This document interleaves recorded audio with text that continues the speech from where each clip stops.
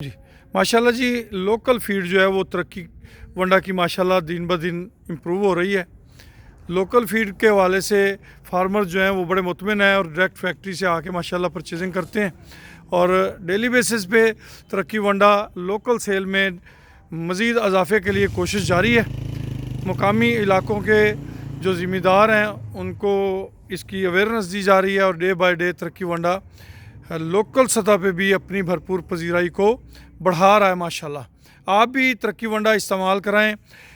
अनमोल तरक्की वंडा साफ़ सुथरी कुदरती ज़रई अजनास पे तैयार किया जाता है, जिसके अंदर 10 इकसाम का वंडा होता है जो कि यहाँ पे तैयार किया जाता है। Calf starter feed, grower feed, milking वंडा, मिल्किंग प्लस, बकरा फीड, कुर्बानी फीड, फैटनिंग फीड, ये तमाम की तमाम फीड जो हैं ये आम फार्मर के लिए बेहतरीन फीड्स हैं।